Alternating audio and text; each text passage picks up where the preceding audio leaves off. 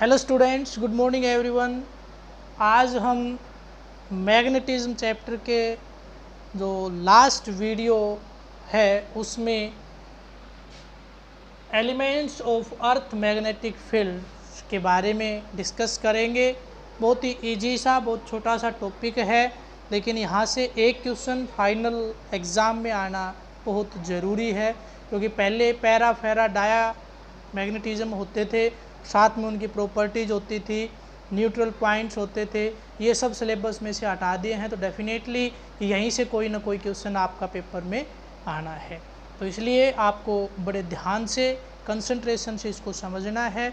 Easy बहुत है, बहुत ज़्यादा इजी है, कोई मैथमेटिकल एक्सप्रेशन नहीं है, केवल थ्योरी है और डायग्राम्स आपको अच्छे से बनाने आने चाहिए। तो आज ये 9th लेक्चर है जो कि इस यूनिट का लास्ट लेक्चर रहेगा फॉर क्लास 12th। देखिए, सबसे पहले elements of earth magnetic field. What are the elements of earth magnetic field?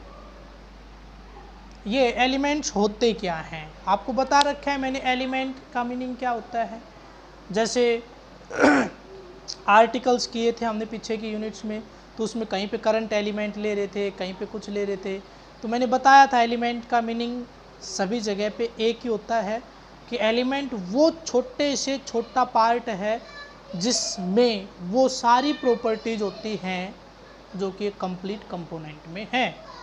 तो यहाँ पे एलिमेंट्स का मतलब ये हुआ कि अर्थ के मैग्नेटिक फील्ड के बारे में बताने वाले सारे छोटे से छोटे कंपोनेंट्स के बारे में हमें यहाँ पे पढ़ना है। यानी वो सारे छोटे से छोटे कंपोनेंट्स जिसमें अर्थ के मैग्नेटिक फील्ड को अगर हम डिस्क्राइब करें तो कुछ भी ना बचे। It means there are only 3 different parameters with the help of which we can describe the magnetic field of earth completely are known as earth elements of earth's magnetic field।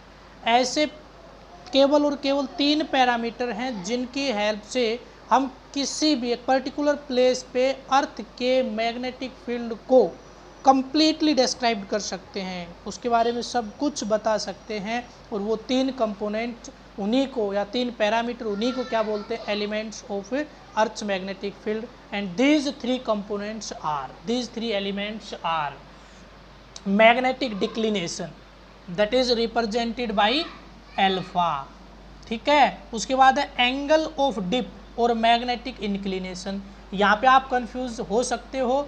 देखिए, angle of dip तो ऐसा लगता है शायद declination का नाम dip हो, नहीं, लेकिन है किसका?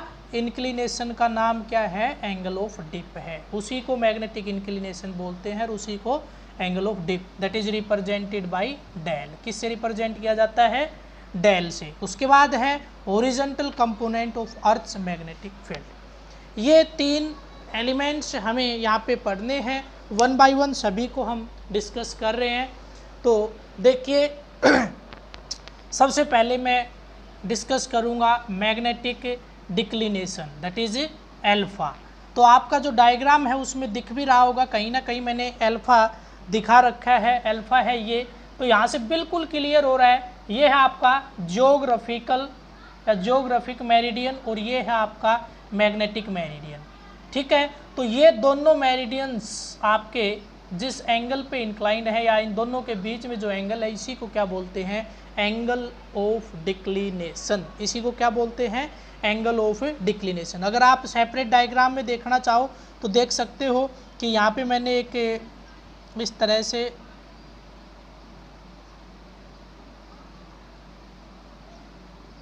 एक नीडल बनाई यहाँ पे ऐसे, और सपोज किया कि इधर इसका नॉर्थ पोल है।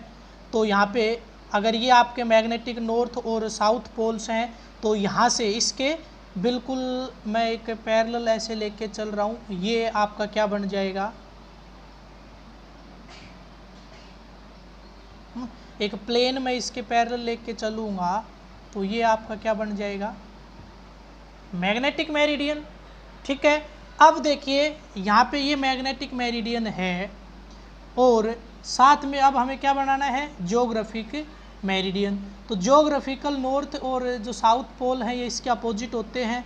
तो यहाँ पे कहीं ना कहीं इस तरह से आपका जो ऐसे अगर मैं करके चलूँ तो यहाँ पे इस तरह से आपका ये बन जाएगा। जो नेक्स्ट प्लेन है वो कौन सा है, जिसमें यहाँ पे ऐसे करके अगर मैं दिखाना चाहूँ तो इधर क्या रहेगा, अगर ये साउथ है तो यहाँ पे नॉर्थ ज्योग्राफिक, यहाँ पे साउथ ज्योग्राफिक। अगर इसके अंदर से कोई प्लेन पास कर दूँ मैं, इसके अंदर से कोई प्लेन पास करूँ, किसके अंदर से, ये आपके ज्योग्राफिकल नॉर्थ और साउथ पोल हैं। इससे जो प्लेन पास होगा वो क्या रहेगा, ज्योग्राफिक मेरिडियन। तो वो इसके साथ जो एंगल बनाएगा, यानी यहाँ पे ये जो एंगल बनने वाला है that is known as alpha, जो यहाँ पे मैंने दिखा रखा है। दोनों प्लेन्स के बीच में जो एंगल है इसी को क्या बोलते हैं, मैग्नेटिक डिक्लिनेशन। तो ये जो मैग्नेटिक डिक्लिनेशन होता है, बहुत सी कंट्रीज़ में अल्फा की वैल्यू बहुत ज़्यादा होती है, लेकिन यानी अगर हम जो मैग्नेटिक कंपास है जिसको डायरेक्शंस के लिए यूज़ किया जाता है, उसकी हेल्प से अगर हम डायरेक्शंस में चलना चाहें तो अप्रोक्सीमेटली मतलब कई जगह पे तो इतना है कि जो टोटल आपको पहुंचना था उसके 17-18 डिग्री गलत पहुंच जाते हो। 17-18 डिग्री आप समझ सकते हो कि अगर 2000, 3000, 4000 किलोमीटर दूर जाना है तो कितनी दूर आप पहुंच जाओगे। आपको पहुंचना था इस पॉइंट पे और पहुंच जाओगे इस पॉइंट पे, यानी आपको पहुंचना था चल के यहाँ और पहुंच जाओगे यहाँ। तो ये जो गैप है ये आपका डिस्टेंस के साथ साथ बढ़ता जाएगा। यहाँ पे आपका क्या है, अल्फा, क्योंकि जो आपका मैग्नेटिक कंपास है उसका ज्योग्राफिकल नॉर्थ और साउथ पोल से कोई लेना देना नहीं होता है। वो किस पे काम करता है, मैग्नेटिक नॉर्थ और साउथ पोल्स के ऊपर काम करता है। तो कई कंट्रीज ऐसी हैं जिसमें एग्जैक्ट लगभग बिल्कुल सही आपके कंपास नीडल डायरेक्शन के लिए यूज हो जाती है, और उन्हीं कंट्रीज़ में से अपना जो इंडिया है वो भी एक है, जिसमें जो मैग्नेटिक डिक्लिनेशन है अल्फा की वैल्यू जो दिल्ली में आपका ये अप्रोक्सीमेटली 0 डिग्री 41 मिनट है ईस्ट है, और अगर बॉम्बे की बात की जाए, मुंबई की बात की जाए तो वहाँ पे ये 0 डिग्री 58 मिनट्स है। ठीक है, तो एक तो 0 डिग्री और 41 मिनट ईस्ट ये आपका दिल्ली में है, और 0 डिग्री 58 मिनट ये आपका वेस्ट, ये आपका मुंबई में है। इट मीन्स ज़्यादा कुछ डिफरेंस है नहीं। तो लगभग हमारे जो ज्योग्राफिक मेरिडियन है और मैग्नेटिक मेरिडियन है वो आपस में कंसाइंड कर रहे हैं। ठीक है, इंडिया के अंदर ये लगभग आपके क्या कर रहे होते हैं, कंसाइन कर रहे होते हैं। क्लियर है इतना। सेकंड की तरफ मैं प्रोसीड कर रहा हूँ, और वो है आपका एंगल ऑफ डिप और magnetic inclination. Angle of dip और मैग्नेटिक इंक्लिनेशन।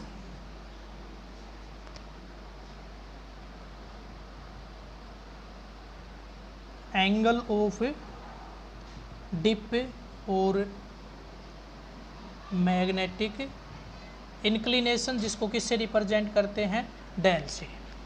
तो देखिए यहाँ पे आपको बिल्कुल साफ दिख रहा है, what is b, that is the net direction of net magnetic field of earth magnetism. जो अर्थ एक मैग्नेट है उसका जो नेट मैग्नेटिक फील्ड है उसकी डायरेक्शन है ये, और ये जो आपका है ये है मैग्नेटिक मेरिडियन। तो मैग्नेटिक मेरिडियन की ये कौन सी डायरेक्शन है, हॉरिजॉन्टल, और इसके बीच में जो एंगल इसको क्या बोलते हैं, डिप। तो the angle between the direction of total magnetic field of earth to the horizontal direction of magnetic meridian. Magnetic meridian और अर्थ मैग्नेटिक फील्ड की टोटल यानी टोटल अर्थ मैग्नेटिक फील्ड की डायरेक्शन के साथ जो एंगल होगा उसको किस नाम से जानेंगे, मैग्नेटिक मेरिडियन के। चाहो तो सेपरेट डायग्राम बना सकते हो, अदरवाइज ये एक ही डायग्राम सभी के लिए सफिशिएंट है, और शायद इजी भी आपका यही रहेगा समझने के लिए। ठीक है, तो ये जो डायरेक्शन है नेट मैग्नेटिक फील्ड की कैसे पता चलेगी, ये डायरेक्शन कैसे पता चल रही है। देखिए यहाँ पे मैंने एक कोई भी मैग्नेटिक नीडल है उसको फ्रीली सस्पेंड कर दिया है टोर्शनलेस से स्ट्रिंग के जो कि आपके हॉरिजॉन्टल प्लेन में रोटेट करने के लिए फ्री है। ठीक है, तो वो जिस डायरेक्शन में जाके रुक जाएगी तो उसका नॉर्थ पोल है वो क्या बताएगा, net direction of earth magnetic field बताएगा। वैसे देखा जाए तो जो अर्थ का मैग्नेटिक फील्ड है उसका इधर क्या रहेगा साउथ और इधर क्या रहेगा नॉर्थ, लेकिन ये मैग्नेटिक नीडल है ये आपके किस डायरेक्शन में आ गई, इधर नॉर्थ और इधर साउथ। अब इस डायरेक्शन को मैंने आगे प्रोसीड किया, इसके साथ और इसके साथ जो एंगल बना ये क्या है आपका हॉरिजॉन्टल कंपोनेंट। ठीक है, या मैं कहूँ कि ये मैं मान के चलता हूँ BH मान लेता हूँ ना, इसका जो हॉरिजॉन्टल कंपोनेंट है ये BH है और इधर क्या मान लेता हूँ BP। तो इस BH और नेट डायरेक्शन के साथ जो एंगल है इसी को क्या बोलते हैं, एंगल ऑफ डिप और मैग्नेटिक इंक्लिनेशन। क्लियर है, that is different at different places, हर जगह पे ये अलग अलग होता है। अगर ये हर जगह पे अलग अलग होता है या हर जगह पे अलग अलग क्यों होता है, ये अगर हमें करना पड़ जाए तो आप क्या कहोगे। देखिए अगर मैं इक्वेटर की बात करूं, तो ये आपका जो डायरेक्शन है इक्वेटर की उसके साथ कंसाइन कर जाएगा। तो हॉरिजॉन्टल कंपोनेंट और नेट मैग्नेटिक फील्ड एक ही डायरेक्शन में हो गई, इट मीन्स वहाँ पे तो एंगल 0 डिग्री हो गया। तो इट मीन्स डेल की वैल्यू वहाँ पे इक्वेटर पे क्या होगी है 0 डिग्री। अगर पोल्स की बात करूँ तो पोल्स पे तो ये 90 डिग्री हो जाना चाहिए, डेफिनेटली 90 ही होता है। तो पोल्स के ऊपर अगर मैं बात करूं तो ये 90 डिग्री होता है और इक्वेटर पे अगर मैं ये बात करूं तो ये आपका कितना होता है 0 degree. It means its value at different place on earth is different, earth के डिफरेंट प्लेसेस पे ये अलग अलग होता है। क्लियर है, इक्वेटर के साथ एंगल कितना 0 डिग्री, पोल्स के ऊपर 90 डिग्री और बाकी जगह पे lies between 0 and 90 degree. Clear है, तो मैग्नेटिक इक्वेटर पे 0 और मैग्नेटिक पोल्स के ऊपर 90 डिग्री। याद रखना है क्वेश्चन यहाँ से बन सकता है कि पोल्स के ऊपर कितना होगा, इक्वेटर पे कितना होगा, पोल से इक्वेटर जाएंगे इंक्रीज होगा डिक्रीज होगा, इक्वेटर से पोल जाएंगे इंक्रीज होगा डिक्रीज होगा। इस तरह के क्वेश्चंस आपके यहाँ से बन सकते हैं। क्लियर है, चलिए नेक्स्ट आपका लास्ट है और वो है हॉरिजॉन्टल कंपोनेंट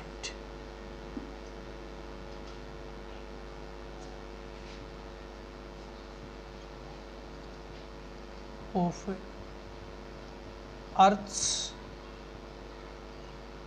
मैग्नेटिक फील्ड। जो अर्थ का मैग्नेटिक फील्ड है उसका हॉरिजॉन्टल कंपोनेंट की अगर मैं बात करूं तो वो क्या होता है। वैसे तो आपको दिख रहा है BH, ये रहा आपका, तो ये BH इज इक्वल टू क्या होगा, देखिए यहाँ पे साफ साफ दिख रहा है, हमें पता है जिसका एंगल पता वो क्या होता है B कोस और ये एंगल है अल्फा और ये क्या रहेगा is equal to B sine alpha, ना सॉरी B साइन डेल। ठीक है, और ये आपका B कोस डेल। तो ये जो हॉरिजॉन्टल कंपोनेंट है ये यही है BH which is equal to B cos alpha.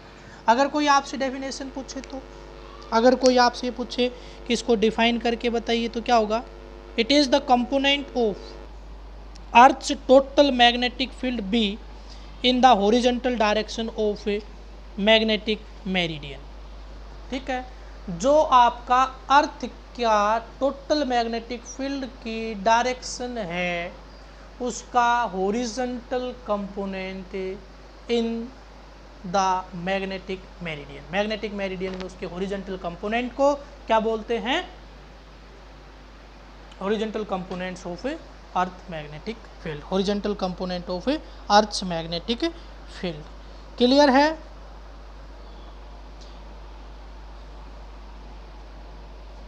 तो अगर कोई आपसे पूछे कि ये हॉरिजॉन्टल कंपोनेंट इक्वेटर पे कितना होगा और पोल पे कितना होगा तो आप डेफिनेटली ये बता सकते हो कि ये जो डेल की वैल्यू है ये आपकी इक्वेटर पे कितनी हुई थी, डेल इज इक्वल टू 0 और पोल पे कितना हुआ था, del is equal to 90 degree. It means horizontal component on poles is cos 90 पे क्या होता है 0 and it is maximum at equator.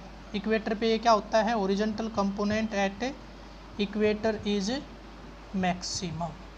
0 degree पे क्या होता है मैक्सिमम। क्लियर है। Horizontal component of earth magnetic field will be और शुड बी 0 एट कहाँ पे इक्वेटर, सॉरी कहाँ पे पोल पे, जहाँ पे एंगल मैक्सिमम वहाँ पे ये मिनिमम 0। और अगर बात करें किसकी इक्वेटर की तो यहाँ पे क्या होता है मैक्सिमम। क्लियर है। तो इसके बाद आपकी एक रिलेशन है जो आपको खुद ड्राइव करनी है, कुछ खास है नहीं उसमें। Relation between element of earth magnetic field, earth के जो मैग्नेटिक फील्ड्स हैं उनके बीच में